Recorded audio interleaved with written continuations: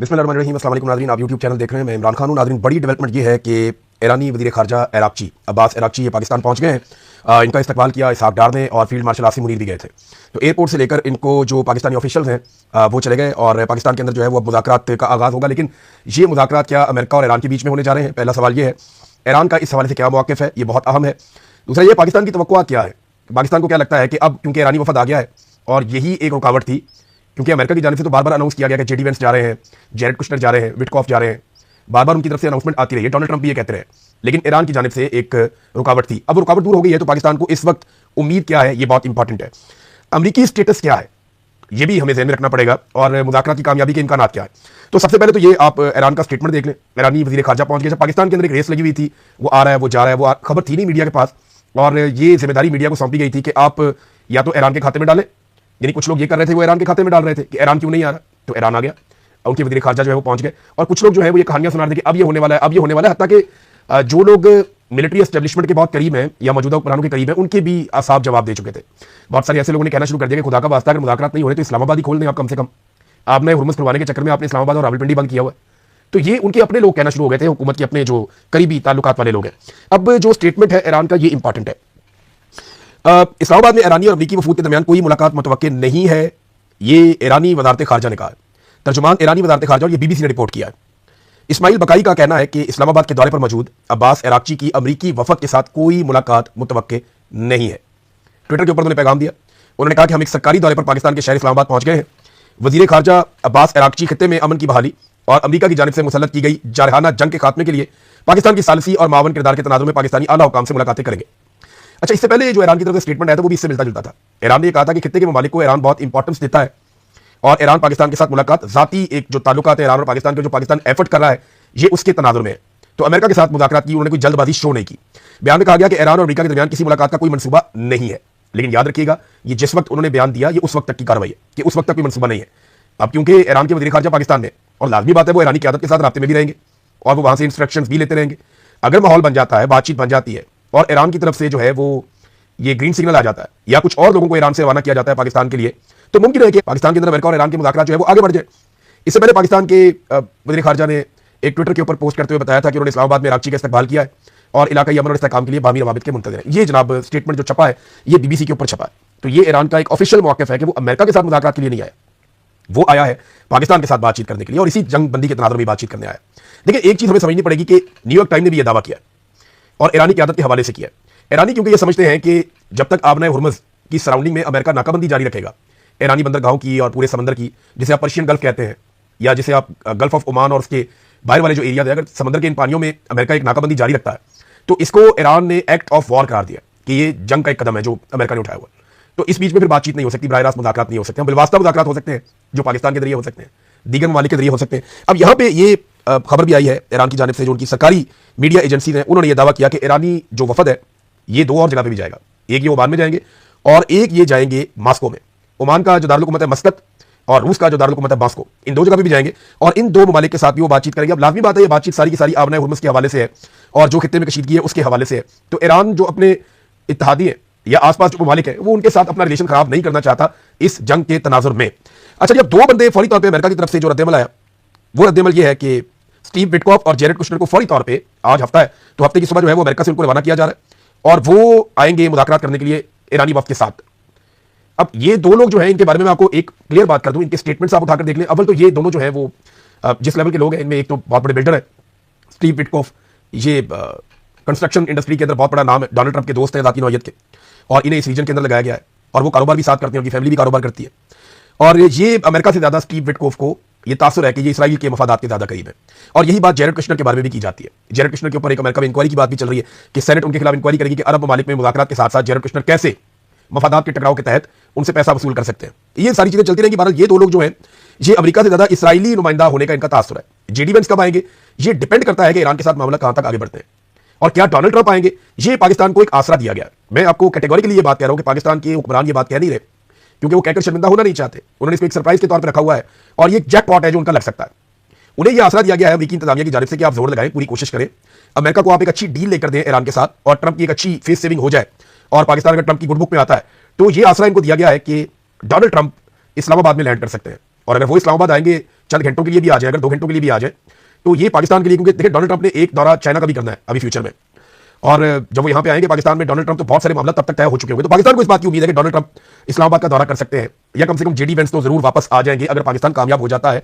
तो पाकिस्तान ये चाहता है कि जंगबंदी के अंदर तोसी हो जाए और ट्रंप की गुड बुक्स के अंदर पाकिस्तान रहना चाहता है। लेकिन एक बात ना सबको जाती मफादात से बालातर होकर सोचनी पड़ेगी कि पाकिस्तान के लिए एक ताकतवर ईरान जरूरी है। ये बात पाकिस्तान की मिलिट्री एस्टेब्लिशमेंट भी समझती है। एक कमजोर ईरान पाकिस्तान के लिए मुसीबत बन जाएगा मुस्तकबिल में, क्योंकि अगर ईरान के अंदर अनार्की होगी, हालात खराब होंगे, वहां कोई स्टेबल गवर्नमेंट नहीं होगी, कंट्रोल नहीं होगा, तो आपके बलूचिस्तान के अंदर हालात खराब होंगे, और फिर इंडिया और इसराइल की दोस्ती आप जानते हैं अच्छी तरह। अगर ये बात एस्टेब्लिशमेंट के दिमाग में है और वो ये जानते हैं, और अगर वो इसके तनाजुर में चीजें कर रहे हैं, तो वो सही कदम आगे बढ़ा रहे हैं कि ईरान एक मजबूत मुल्क के तौर पर पाकिस्तान को सूट करता है, कमजोर ईरान पाकिस्तान को सूट नहीं करता। लेकिन दूसरी तरफ हमें याद रखना कि अगर जंग दोबारा शुरू होती है, लड़ाई बढ़ जाती है, जिसके इम्कान उतने ज्यादा नहीं है, लेकिन अमेरिका जिस तरह हथियार इकट्ठे कर रहा है, इस तरह इस रीजन में पहले हथियार नहीं पहुंचे। अमेरिका के कौन कौन से जो बहरी बेड़े हैं वो यहाँ पे आ गए, इसकी पूरी तफसीलात मेरे पास मौजूद है। मैं इसको आज स्टडी कर रहा था, मैंने सारा रिकॉर्ड निकाला है कि किस तरीके से अमेरिका ने बड़े पैमाने पर अपने हथियार यहाँ पे पहुंचाए। बहुत सारे हथियार अमेरिका के, यानी अब्राहम लिंकन वहां पे उनका बहरी बेड़ा पहुंच गया है, ये जेरल्ड आर फोर्ड यहाँ पे पहुंच गया है, फिर यूएसएस जॉर्ज एच.डब्ल्यू. बुश यहाँ पे पहुंच गया है, फिर एफ.एस. चार्ल्स डिकॉल यहाँ पे पहुंच गया है, फिर जो अरेबियन सी है वहां पे यूएसएस ट्रिपोली है, और यूएसएस बॉक्सर भी यहाँ पे रास्ते में है जो वेस्ट पैसिफिक की तरफ से आ रहा है।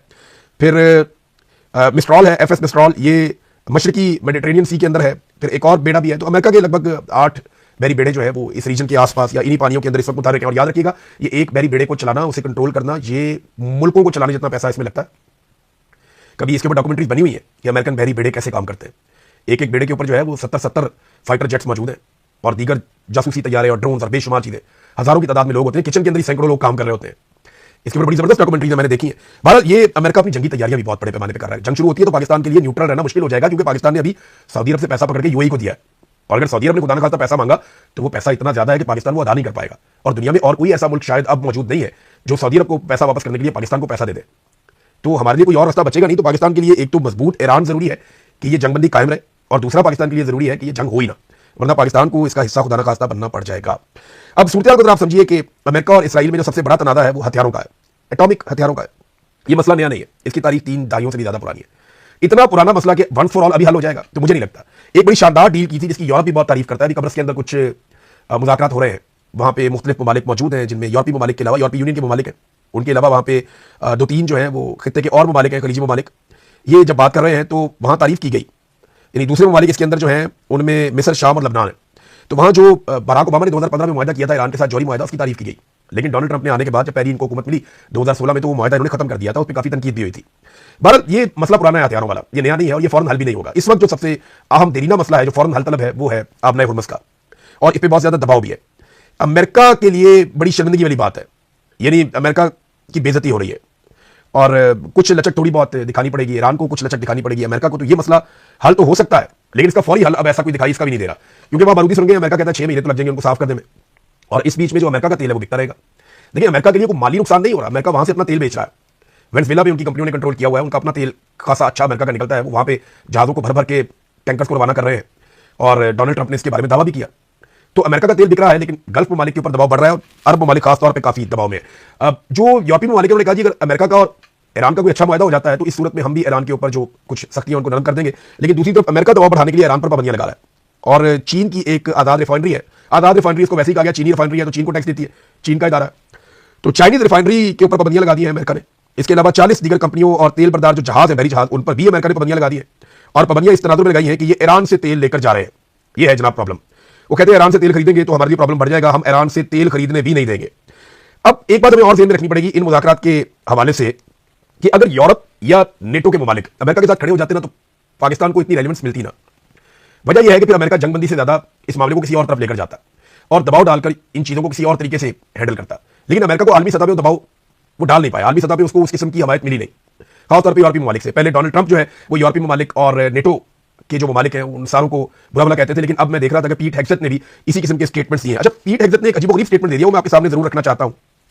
उन्होंने स्टेटमेंट दिया कि हर साल जो नोबेल इनाम दिया जाता है एक यूरोपीय मुल्क की जानिब से, ये नॉर्वे से होता है, तो उन्होंने कहा हर साल जो नोबेल इनाम दिया जाता है वो जिस इदारे को मिलना चाहिए हर साल, वो अमेरिकी फौज है। अब ये उन्होंने कह तो दिया, लेकिन अभी हाल ही में ईरान में 170 के करीब मासूम बच्चियां 5 साल से लेकर 12 साल तक जो शहीद हुई, वो अमेरिकन फौज का कारनामा है। ईरान की जो क्यादत है, चाहे वो मिलिट्री है, चाहे वो सिविलियन है, चाहे वो मजहबी लोग हैं, उनका जो कत्लेआम किया गया वो अमेरिकन फौज ने किया, इसराइली फौज के साथ मिलकर। हजारों लोग अब तक जो है वो जाँ बहक हो चुके हैं, शहीद हो चुके हैं। इसके अलावा मैं आपको ये बता देता हूं कि 9/11 के बाद से लेकर अब तक ये अलग अलग रिपोर्टें हैं।